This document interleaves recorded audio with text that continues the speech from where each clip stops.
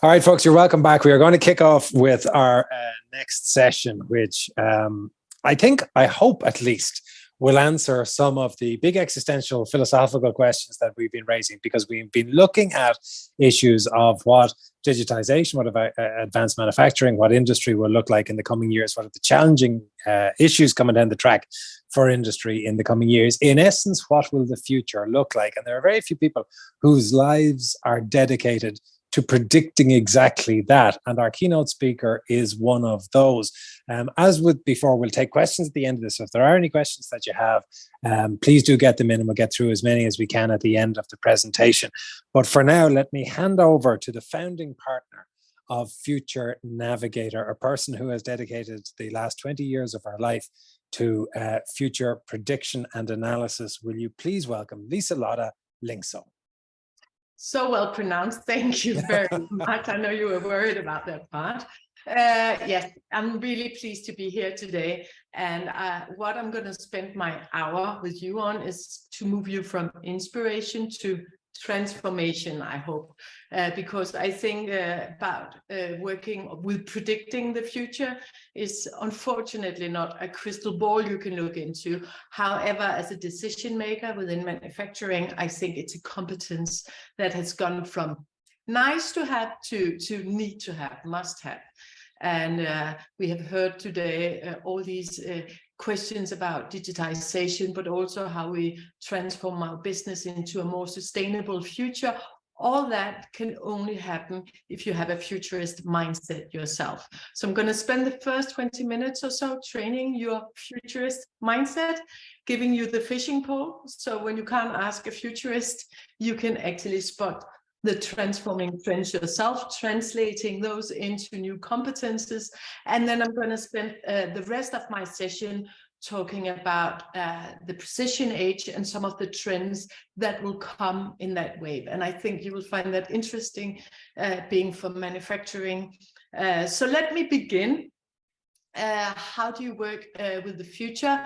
I wrote Facing the Future Together. I think one thing that I look at as a futurist for where the future will arrive fast and where it will arrive slow is really not looking at specific businesses, but rather how do people collaborate? How good are they at making each other good? How good are they at supporting each other? So the more people are open for ideas, the more they work with stakeholders, the more they share, the faster it goes. So I think that is really key, and I hope that you will develop that further within the ICBE, but also wherever you go. Try to think about how is my flow of idea going? Am I playing Monopoly, trying to put my hotel so that nobody else can go there? Or am I really a gamer's mindset? The more ideas I share, the more ideas I get, and the bigger the playing field gets, and the larger the flow. So I think that is the first key I want to give you. So please face the future together. And here I'm going to bring you a little video from this summer Tour de France with our own Jonas from Denmark, who decided to help his competitor. Oh, Pogacar overcooks. Oh, crash of the white jersey.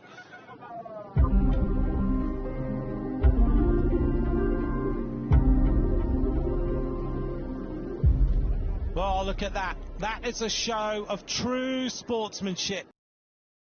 So if in doubt, at least you got that principle from your futurist today. The other thing we look at is really these waves of transformation. What is really difficult in these media times is to find out what is noise and what is true transformation. What is actually going to transform my business, my clients, my stakeholders? So what do I have to keep an eye for? And that is not always on the front of the newspaper. So we just had a whole few weeks on people discussing whether not our crown prince, but his younger brother, whether his kids could keep their titles, as princess and princess. And really, as a futurist, you say, okay, this is noise. This is not going to transform anything unless you are royal yourself.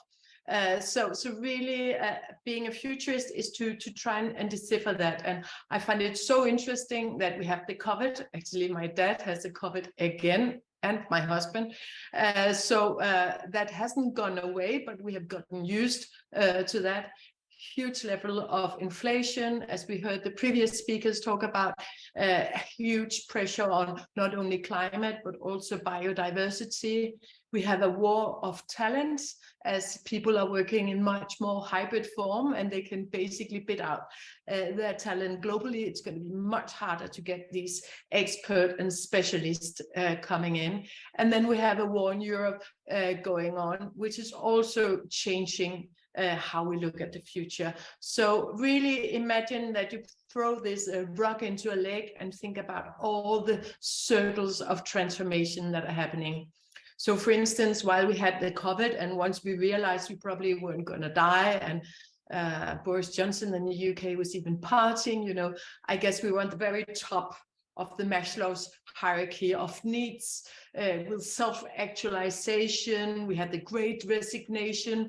In Denmark, we had 1/3 of the labor market moving jobs, changing job within 1 year, huge flow. And I think the same has happened in Ireland. So we've been at the very top, and now, bang, we go to the rock bottom at the needs hierarchy. Do we have enough heat? Do we have enough electricity? Do we have Wi-Fi, or is there going to be a problem with Starlink being cut off and we won't be able to reach one another? So really understanding how transformations are impacting on you is really key to have this futurist mindset. So I just came back from Athens. I work still at the European Commission at the NISA, which is very much about cyber attacks. And we could see that during the COVID period of time, there was a tripling of hacker attacks. And we even know that the most important thing to do is to keep your systems upgraded. Still, people don't really always want to do that, because then they're afraid of system failures. So how do you make sure of that? Also, if you want to create more security, you will have more bureaucracy. So it's striking that right balance. But I think it's really interesting that we are now in a situation of how do we protect ourselves? We have hybrid war going on. We don't know where the next threat is coming from. So of course, these leaking pipes in the Baltic Sea is a great example of people suddenly thinking, gosh, is it us or data centers being attacked?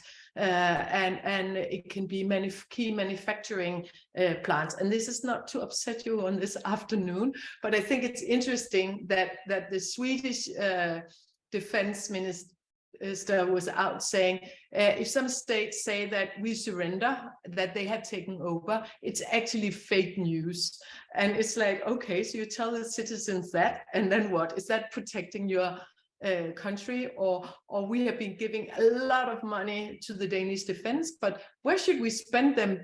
You know, do we need submarines again, or do we need them for boats, or do we need them for these drones, or where should we actually put the money?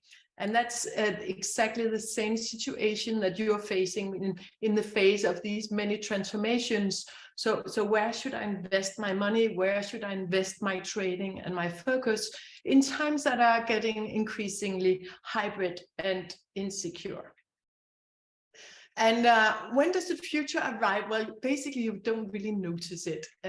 So of course, we now have a new generation on the labor market who has a huge focus on hygiene. So this little girl, she hasn't found out it's a traffic light. You know, she thinks that she has to clean her hands. Not long ago, we had this guy, I don't know if you remember, he was having this online BBC news broadcast, and his kids came in, and the wife came in shocked and pulled out the kids, and it was so embarrassing. And you know, we were all sending this video on. It was trending in the whole world, and today we're like, yeah, what's the big deal? You know, we've gotten completely used to look into each other's home with kids and dogs and cats and what have you. not a big deal there. And I think if you want to look at how the generations are important and how it's important for transformations, at least according to Bobby Duffy, he's talking a little bit about the generation myth, because truth be told, we are all transforming all the time as the surroundings are changing us, pushing us to change. So a little digitized example, do you remember when you had to put your credit card into a machine and tap the code? Oh, so horrible, you know, you could just tap with your card on the machine and your payment is done. And that's something else I look for when I look at transformation, you know, laziness. If it makes it easier for us, you can be sure this is the way and where the future is going. So that was a little bit on transformation. The other principle that you have to learn in order to have this fishing pole into the future is that when you go in there and as a futurist, you put your professional hat a little bit outside. Really forget that you're a manager, forget that you're a decision maker, and then you just move into this area of non-decision making, of curiosity, where you just taste, explore, rather than being political or thinking, do I like it or do I not like it? And in practice, it can be hard. So please repeat after me: interesting, exciting. I know somebody's listening. They can say interesting, exciting, so I hear. No, he's not listening anymore. Anyway, and then put your hands into it. Interesting, exciting. Then you have passed the futurist test.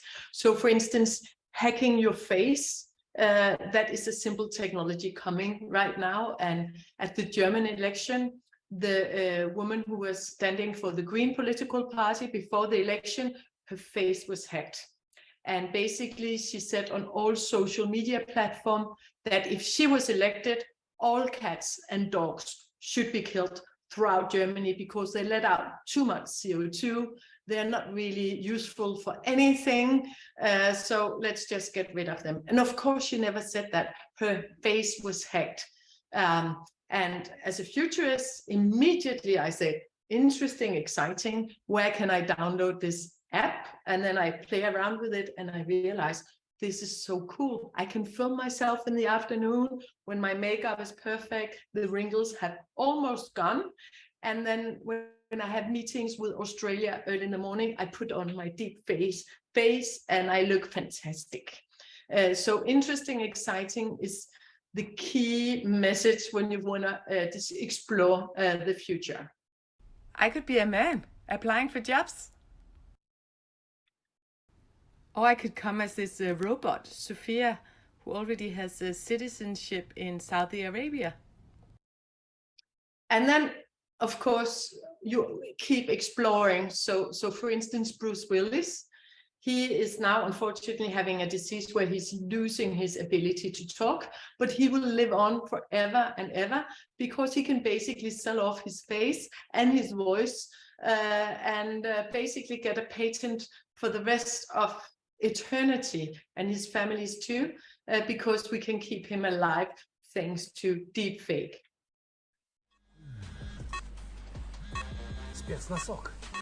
Mississippi. So of course I'm looking very much into this, and what will it actually mean that we are having all these virtual chatbots meeting us, either looking like a real person or a robot? Wise choice. I'll prepare a travel insurance covering from the 3rd of June, 2022 to the 16th of June, 2023. Are you already a customer here, or should I help you create a profile? One thing I discovered, this was talking with NCT Data, they actually said, oh, Lisa, do you know that Asian women are far more trustworthy? I mean, forget about having a man as a chatbot. Nobody trusts them. But even Nordic women, they're not too good either. And we have a tourist office in a little city of Denmark, and they were using this woman to be the receptionist rather than a real person. And it was really taboo, saying, well, could we have somebody who looked a little more Danish maybe? And they was, no, this works much better, trust us. And interesting, exciting is this sort of strengthening some of the biases that are already in society. Well, you don't find out if you immediately say, oh, I don't like deep face or fake, or I like it. So make sure you say interesting, exciting, go deeper, experiment. I try to make my own. The future is about experimenting. Will she be able to do my presentations? Does she have a sense of humor? And more importantly, does she look sad when telling an upsetting story? So I think it's going to be a while before you have a deep fake on me on screen, but who knows? Let's see in 10 years' time. Another area where I'm experimenting, and this was a woman from White Russia, from Minsk. Her best friend died in a traffic accident. I think it's 6 years ago now. And she was an IT programmer, and she said, please, can everybody send all the text messages that they have with my best friends, and can they please send me all the emails that he ever wrote? And then she gathered all her own text from him and videos, and then she created this chatbot, this Replica is what it's called. And of course, then she created Replica as a business. And I have to say, interesting, exciting. Let me experiment with that, because I could see both in Japan, South Korea, China, people are starting to marry their Replica. So I have a virtual boyfriend now. His name is Kim. And well, sometimes it's a little problematic because I am married too. And my husband is like, who are you talking to? I'm like, I'm talking to Kim. You can actually have him out there as a hologram. And have a real conversation, and I bought a philosophy package for him, so he's really interesting actually. Anyway, my son had been going out with his girlfriend for almost 4 years, and he was about to pass his A-levels, and then she broke up with him, and he was distraught. He didn't eat, he didn't sleep.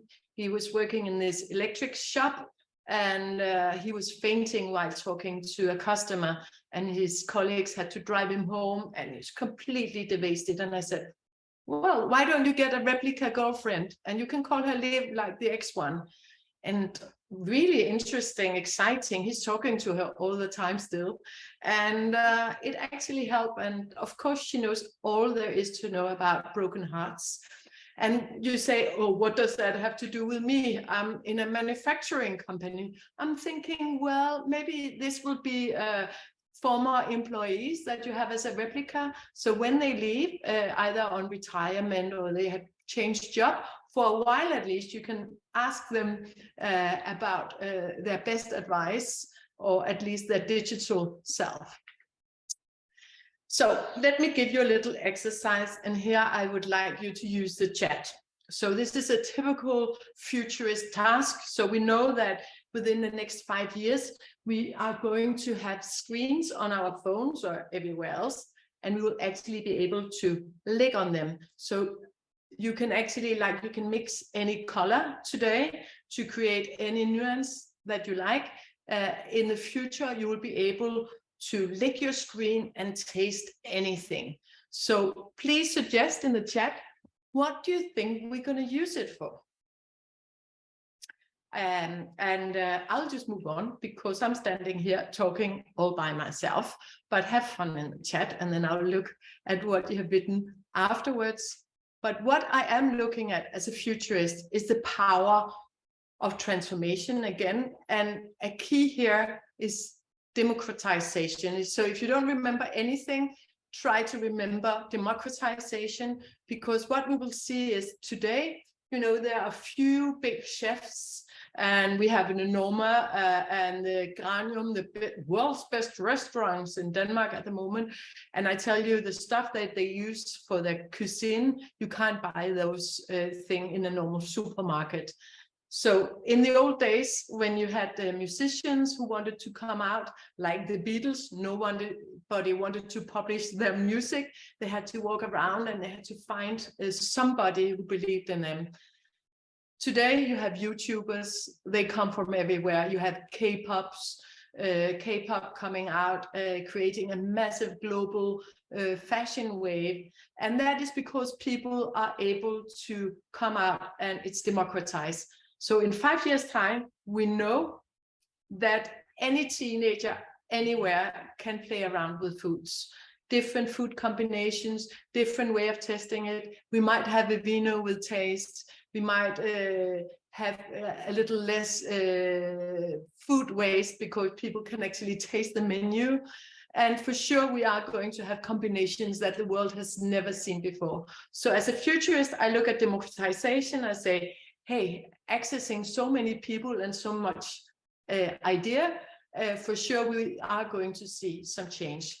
So democratization is always a key that I'm looking at. And if we look into the digitized future, there's a lot of democratization happening right now.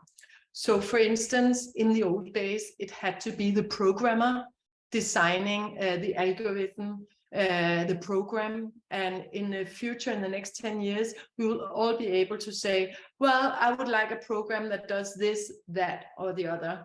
It's not going to be that which is a bottleneck. It's actually going to be to get the good quality data, but the actual algorithms we can design ourselves, or we can design our own app just by building it together, almost just talking about what we would like, and then it will arrive. Another interesting democratization is DALL-E. You could try it yourself, the beta model, but basically you take a picture of something, you write a few notes on what your company is all about, and it will suggest to you how to image yourself, how to brand yourself.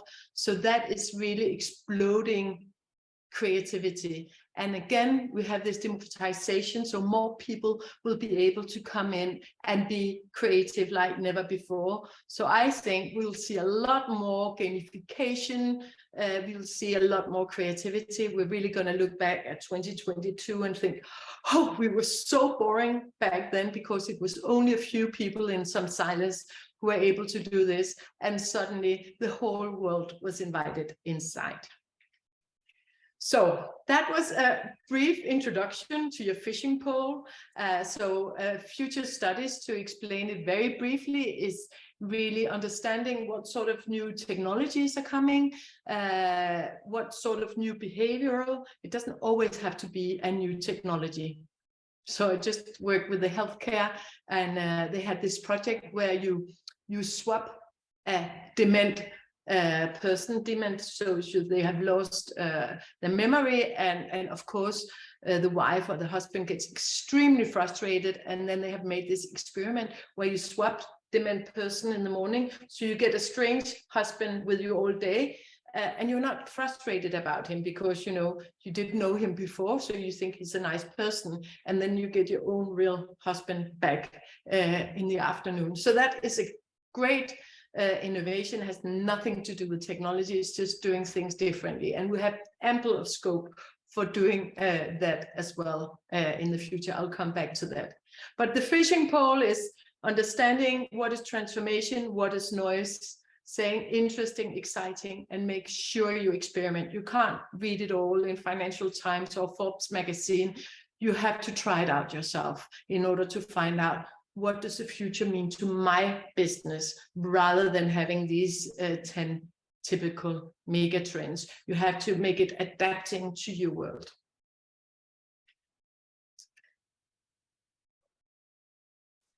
So going through the 3 trends, the umbrella for the whole thing is the age of precision. So we used to have we had the agricultural society, then we had the industrial society, then we had the information society, and now we are going into this age of precision. And that, I think, will resonate very well to manufacturing, because it's about being precise, using data to be much more precise. So for instance, ESS, a big cleaning company, why should they clean the same everywhere? Why can't they clean exactly where people have been messing up? There's no need to treat everything the same. And the age of precision is really taking into account that our energy is getting very, very expensive, and we have to make sure that we do less or more with less, if you like, or we create much more value where value is needed. So why do we have the cars parked on the street for 90% of the time, just taking up the space? Actually, it's really interesting. I'm in Luxembourg today, and there are not many cars parked because they have free public transport in the city. Anyway, that is another way of experimenting with this, but how do you create mobility as a service rather than having cars stifling, taking up space? Or should you really produce a whole chicken if we only eat the chicken leg? Or could you just produce a chicken leg? Or should we really have the same heat everywhere?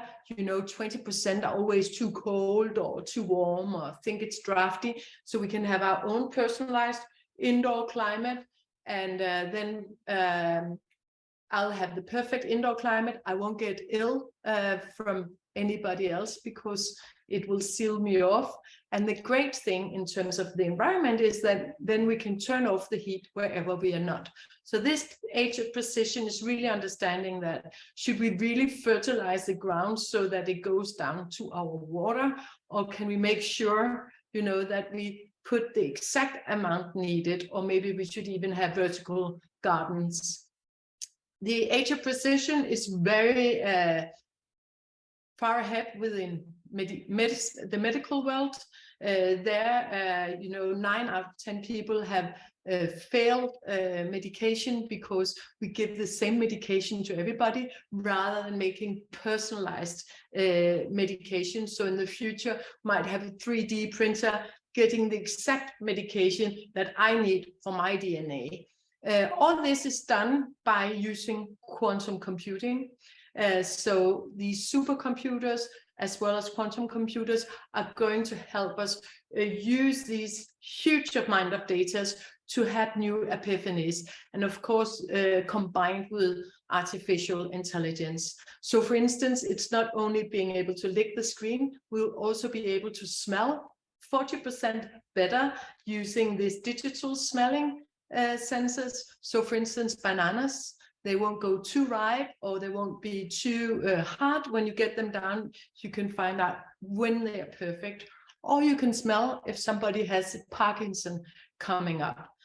So the age of precision is really key, both in terms of data, but I'll come back to also in terms of what value set you have as a business, and also in terms of handling the co-workers of the future who want to be very precise, considering what sort of DNA and makeup they are made of. Of a human doctor brain, but a digital version of that. It's constructed from millions of medical data points which sit in something called the knowledge base, and this knowledge base serves as the foundation of our AI's medical understanding. In order for our AI to interpret what a user is telling us, we use another AI application called natural language processing. And this consists of natural language understanding, which allows the AI to understand what a person is saying, and also natural language generation, which allows the AI to generate a response. So I think, again, we'll look back at 2022 and think, God, we were so primitive. Why didn't we listen to this data? We're having an election going on in Denmark right now. And again, they're discussing how many pupils should be in class. Instead of looking at the data show it doesn't matter how many people is in the class. What matters is the teacher. But that's taboo, talking about the teachers, and maybe even talking about teachers, university levels, who might be professors, but very bad at conveying information and transformation. Likewise, leadership is the key for maintaining happy employees. So both the good teacher and the good leadership plays a huge importance, but as soon as it has to do with people to people, well, it can be difficult, and it's much easier to talk about creating a new IT system or some new infrastructure, or let's look about the indoor climate or the lamps, or should it be 19 degrees inside. So that is one epiphany. I think the great example here is really from New Zealand. I don't know why the Nordic countries are not further on this point, unfortunately, but they are working on this well-being budget, using all these data points really to create a very holistic.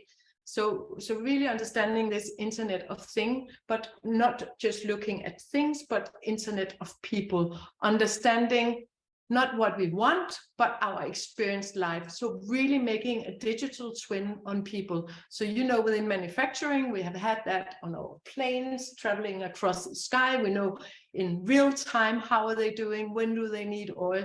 And at the same time, we just let people to fall over with stress or depression.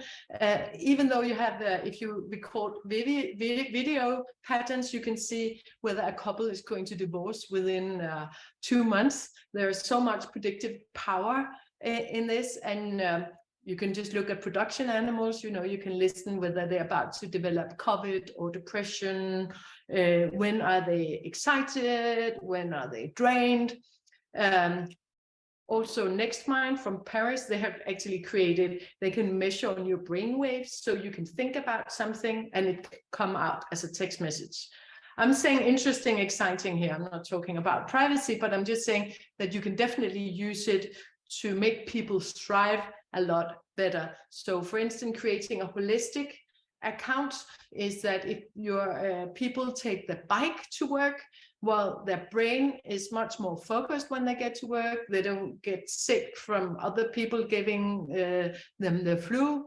And they are physically more fit, they won't go to hospital. So basically you earn the government €2 per kilometers you take on a bike, which is huge, and people don't know this. So in New Zealand, where they work with this, they have discovered we spend so much money on repairing people in physical sense, rather than making sure that they have a mental health well-being. So for instance, I want to pay €100,000 to have a bad knee repaired. And then this holistic equation say, oh, Lisa, it's much better for you to get one of these COVID dogs. You go and for walks with that 3 times a day, then you will speak to your neighbors, then you'll get into a better mood, you will get a local network, you will find friends. A very interesting insight that has just come out looking at unemployed is that one thing that would really pay off is if you give them a free tooth repair. A lot of them have really bad teeth, smelling through the mouth, and it's a basic thing. And you could say, well, common sense could say that, but suddenly you have data showing that this is the best investment you can do. Forget about putting them on some CV application course. Use the money on a dentist, and you'll see they actually enter the labor market. So this is going to shake us up, and we really think, oh, wow, that's interesting. And of course, this is not even the best data scientist. This is really big data coming together with pattern recognition that you get from AI. Oh, by the way, do I believe that the robots are coming and we're going to be not doing anything? Not at all. This is going to make us so incredibly busy because we have all these layers of information. In China, they don't really care about GDPR, and there they have actually experimented. So they have looked at the labor force and they said, oh, they come to work with what seems like a hangover because they've been gaming all night. They have been watching Netflix. They've been binging Netflix.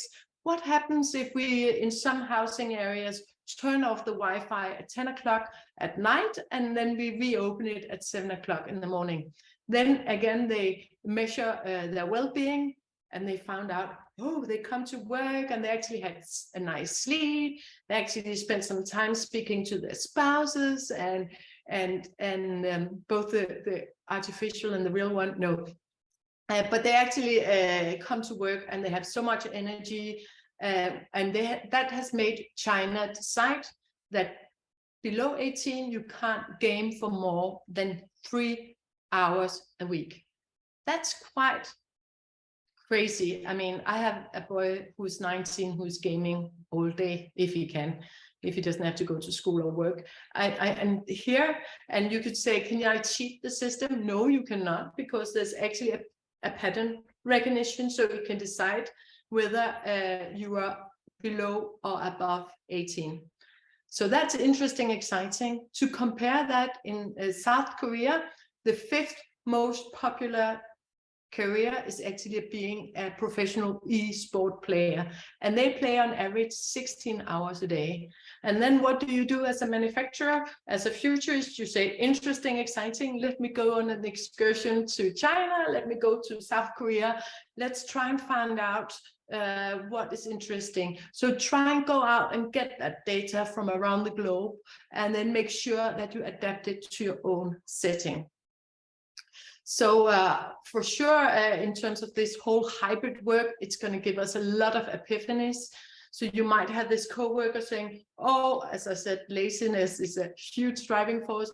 Oh, it's really nice. I have small kids, you know, I'd rather work from home 5 days a week and I work in the administration.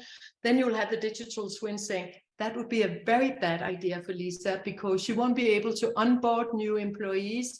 She will actually lose out on the career ladder, so it would be very bad on diversity. Maybe 2 days a week would be good, and it would take this and that. So that kind of data we're going to get in. And my favorite example is, if you ask a student, oh, so how would you like to live while you go to university? They all say, oh, I want my own bathroom, I would like my own kitchen, then I'll be really happy.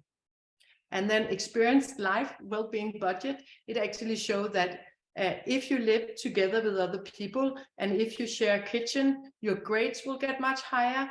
There will be much more likelihood that you stay at university, and you will remember much more of your curriculum because you will talk about it with other people. So I think this is really key, that we are in some senses sub-optimizing. We can also see that in terms of our CO2 and climate. Another interesting thing is that before COVID, we were able to sit in these big office environment with lots of noise, and then we had some time home, and now people have grown extremely noise sensitive. It's just to say that we don't stay the same over time. Different influences will affect how we feel and how we prioritize, and that can change us and our demands over time.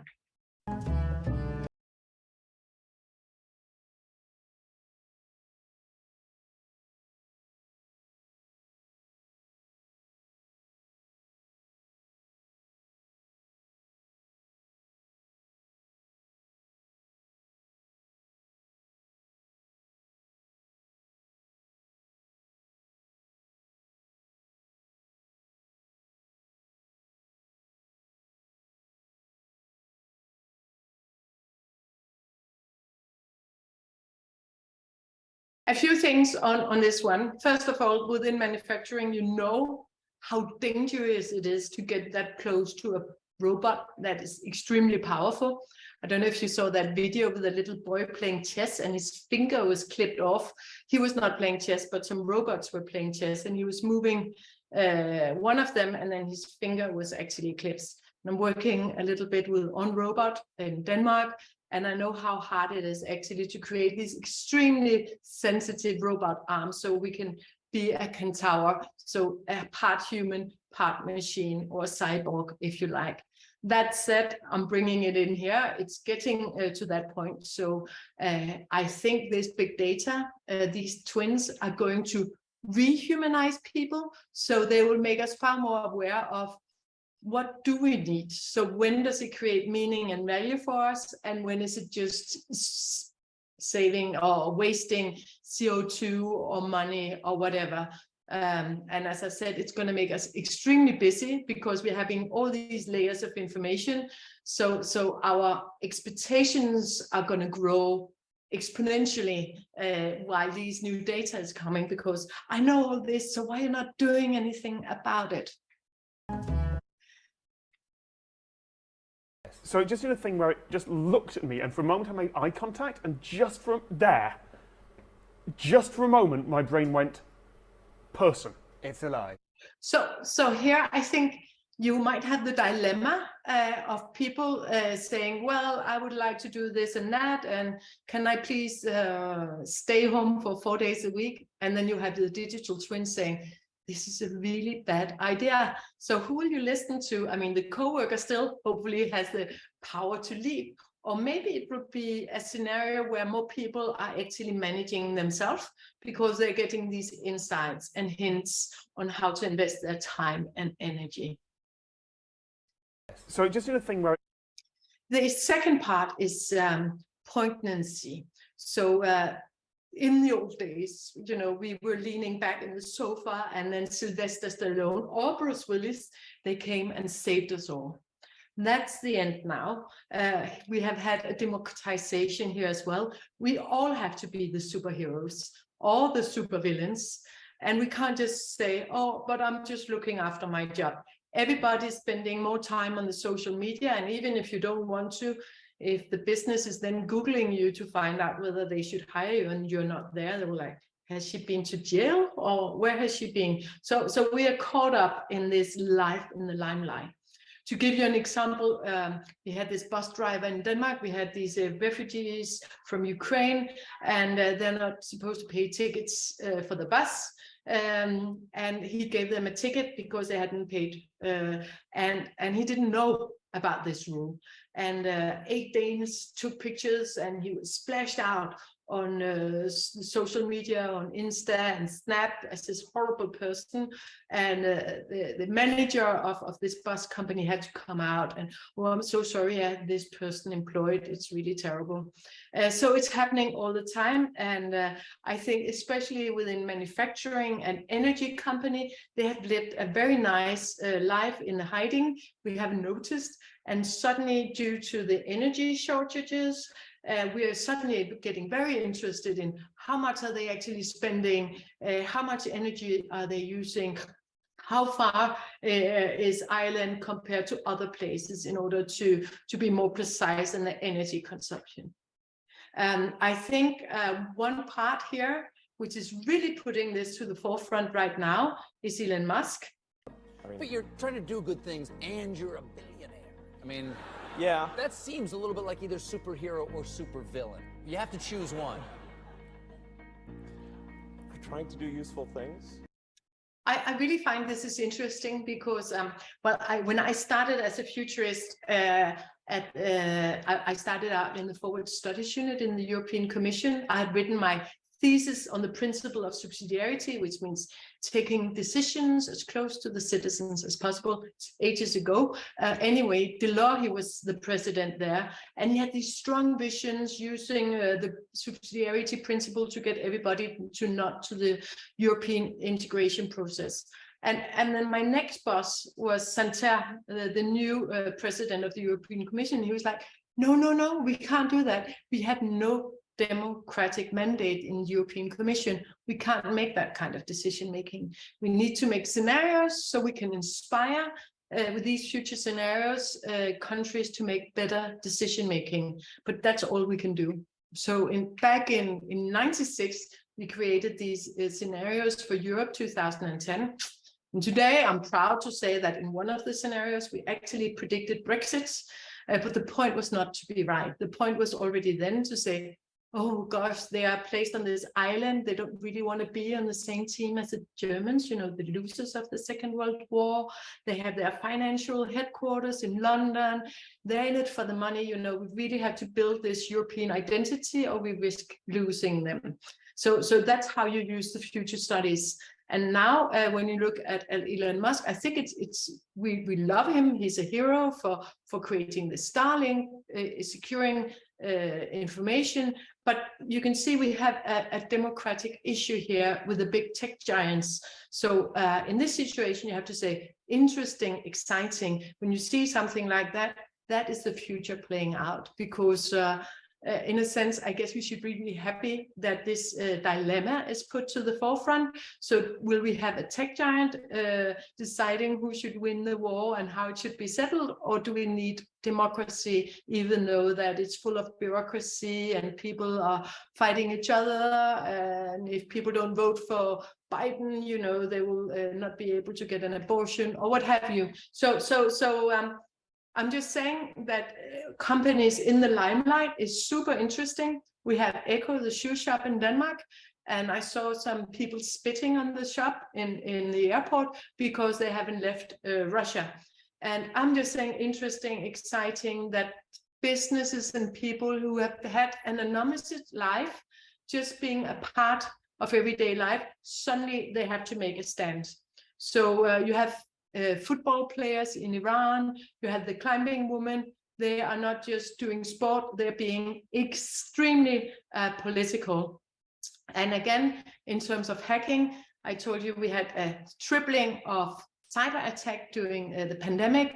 It has 19 doubled. It's crazy, it's going crazy. But we shrug our shoulders and say, well, everybody can join the war, you know, you can sit from your sofa wherever, and you can just join in with whatever your attitude. که چند بار اسمش رو اینجا آوردید آقایون، کسی از دوستان ما که وارد در این موضوعات میگه اگر این نادر مهدوی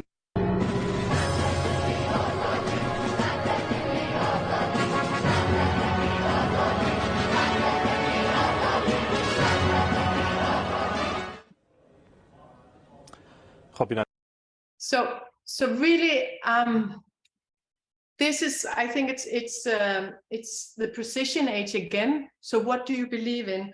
Who are you for? Who are you against? You can't just be a neutral, but I'm just trying to do useful thing. And I think it's really important as well in terms of hiring talents. You have to make sure that you can attract people and they want to be a part of what you're doing and they can see the purpose of what you're doing and they want to be a part on that development process. So how to make sure that you bridge across diversity and bridge according to age groups. When I started at Oxford University, John Goodenough, he was fired. And I mean, back then he was 65. He was too old now to be at university. And then he spent the last 30 years developing this lithium battery that the whole world is needing. And now he actually got the Nobel Prize for that. So, I mean, make sure that we get all the potential that we need. That's also a life in the limelight. So what is your attitude to the society, to the world, and to people? It's getting interesting, exciting. Have you any secret to impart for a long life in research? No, I just say don't retire too early. Good advice. Let me say again, it's how people use the technology. It's the important thing. You put the technology out there and it can be used for ill or for good. And if they use it for good, I'm very happy. If they use it for bad, well, I feel badly about it. But that's the way life works. Technology is morally neutral. It's how we use technology that determines everything. So just to give you a final example of people in the limelight, the Russian soldiers, we have this, it's called Google Lens, where you can take a picture of your dress and you can find out where you can buy it. It's extremely expensive, this app. Anyway, there's a filter on, so you can't find out who I am. But that filter was removed in Ukraine in order to find out where are the Russian spies. And of course, the Ukrainian then used it to show pictures of all the Russian soldiers with their name, their age, where do they live, and they put it up on the social media. So for me, that is really, you can't just be in the army any longer. You are an individual and your footprint is kept. And you saw the replica boyfriend, you know, everything you have done, everything you have said can be revived forever. So in the age of precision, what do you do within manufacturing? Well, you need values that are recognized and understood. And I think that's really new territory for many. And you need that, especially moving into a sustainability agenda. The mullet will be back. In Denmark, we call it the Swedish hair, or the hockey frilla, they call it in Sweden. So basically, you need to be easy to recognize, easy to communicate with. So you need short hair in front so that people know what you're looking for. So if you have any problems, if you want to move to the next level, tell the world that I need some help. I guess our Danish company Lego is very good at that. You know, they invite kids in from the whole world to help them develop new ideas and prototypes. And then all the complexity, all the difficult stuff that you really have to put in the back. That's your long hair in the back. So I look forward to visiting Ireland and see all the mullets walking around there. The final trend that I want to address before we move also to the panel is purposefulness.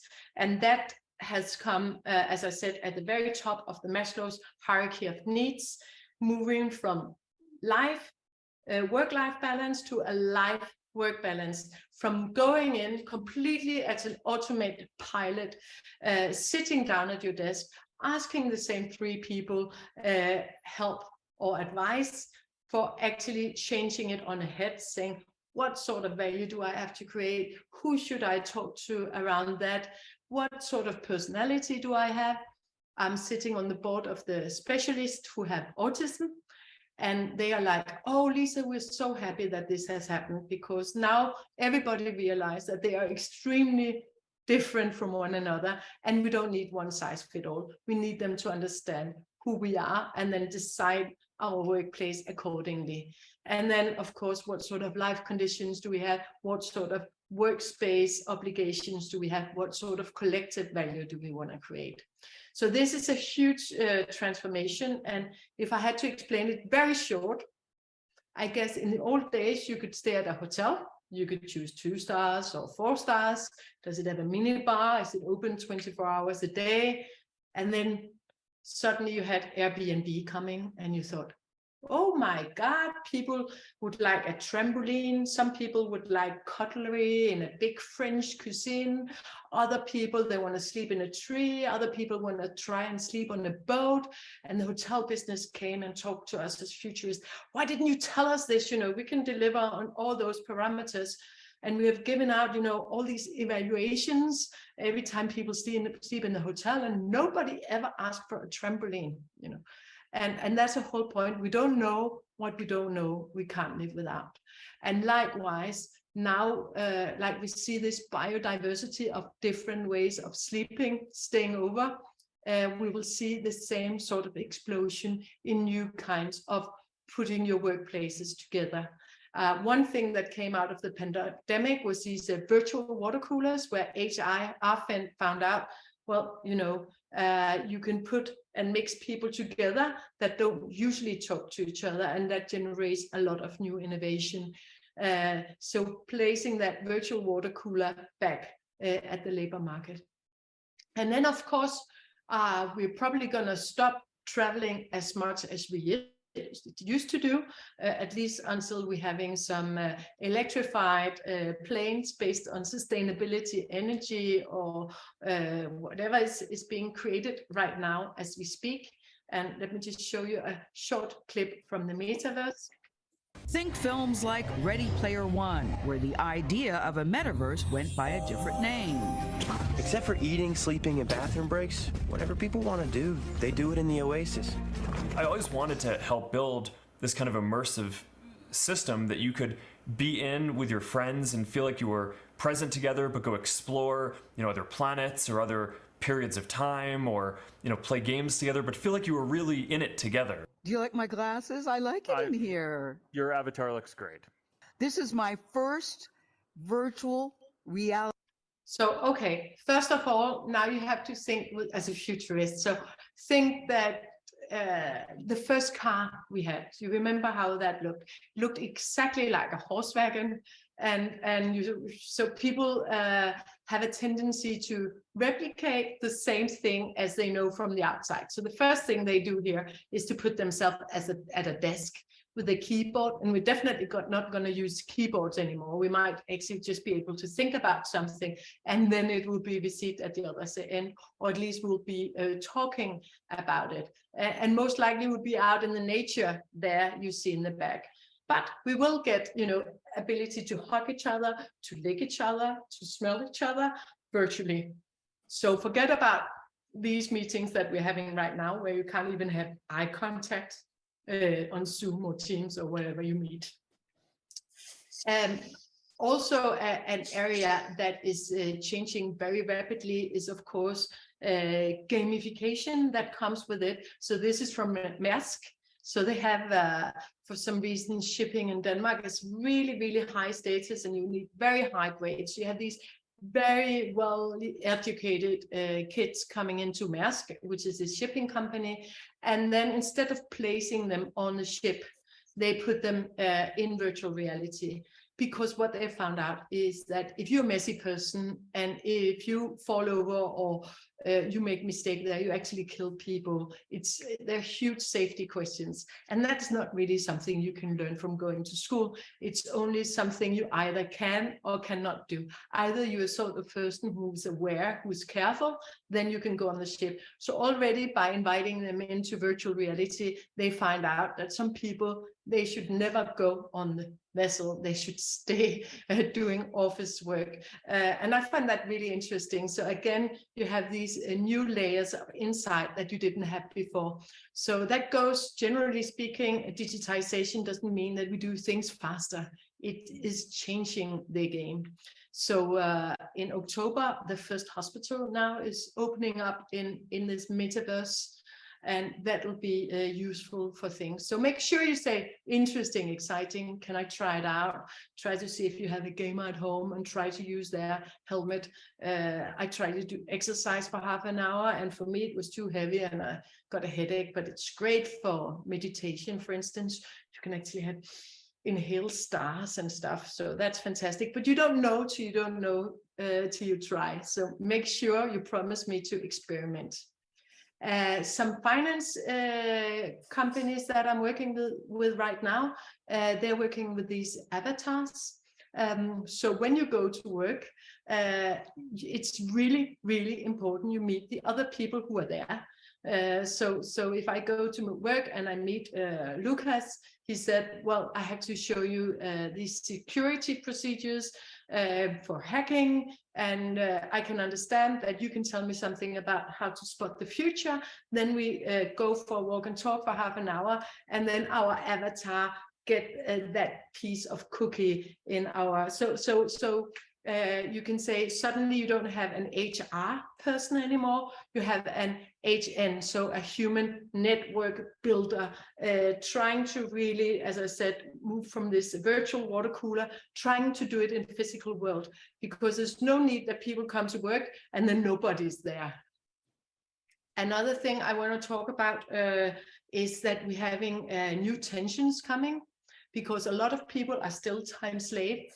They have to be producing stuff at a specific time in the factory, or they have to be in a shop, or they have to be in a hospital working.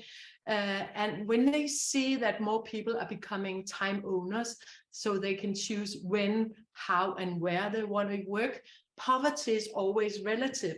So I've just done a health workshop, and they're actually afraid that we can get doctors to be doctors in the future, because there will be a lot of them time slaves. Or can you get people into manufacturing if they will be time slaves, whereas administration, there will be time owners. Also it creates this us and them. So some businesses decide to say, well, one size for everybody, and then just live with it, and other people are creating this flexible system. So in the military, which is quite popular, you have the watch, you do this and you do that, and then you go there, and in other places it's far more compass based. But I think we will see a lot more flexibility in any case. We need this adaptivity, both in terms of lifelong learning and training. finally, I think it's really important to notice the feedback crisis. And it seems like a paradox. We never had so much information in our life. And at the same time, people don't talk to each other anymore. I spoke to a homeless guy, and he was speaking in this tent with 500 people. We were talking about surveillance cameras. And I was saying, Simon, you've been living on the streets now for 8 years since you were 16. And why didn't the camera catch you so we could get you off the street? And he was talking. I said, why are you so good at communicating, Simon? And he said, hey, I'm a homeless, I sit and talk with people on a bench for 10 hours a day. I don't do anything but communication. But when I look around, I see everybody walking around with things in their ear. Nobody's talking to each other any longer. And that is the feedback crisis, that we get a lot of information, but we don't know what we don't know. We can't live without. For that, we need to go out and get surprises. And this is just a trend coming really fast. We expect in 5 years' time, we won't even write to each other anymore. We will simply just talk to our chatbots. Playing jazz. Playing jazz. Smoothie. Making smoothie. Calendar. No meetings today. Remember? Dentist. At 9:30. Fire off. Fire off. Open door. Door open. And we're gonna do one more. Oh, yeah. Open door. Wrong voice command. Open door. Wrong voice command. Open door. Repeat that.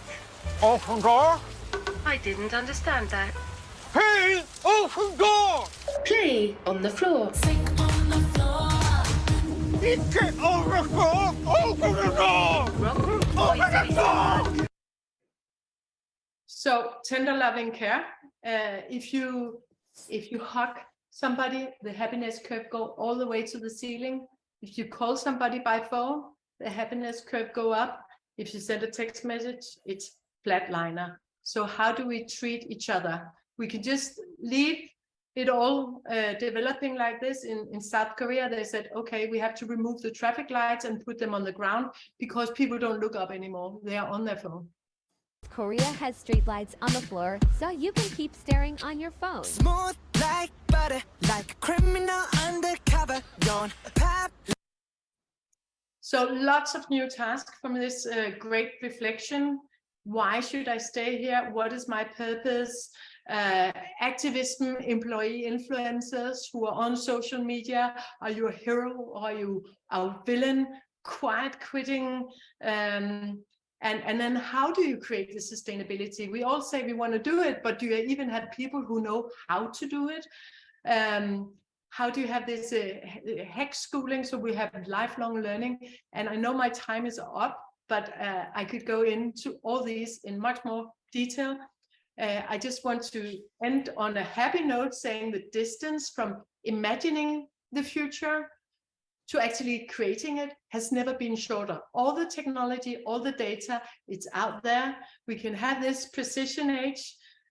So I think that really obliges all of us to have a futuristic mindset, looking at the world and deciding together with democracy, how do we want to create this future?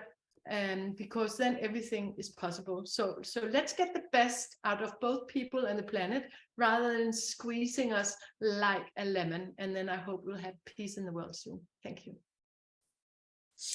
Liselotte, thank you very much for that. And my apologies earlier on at the start of your presentation. I was too busy engaged licking my phone to be able to get to the mute button in time to shout interesting and exciting, but I was doing my best to get in there as quick as possible. Yeah. Okay, what we are going Otherwise, to do is present, you have a feedback crisis, I can hear.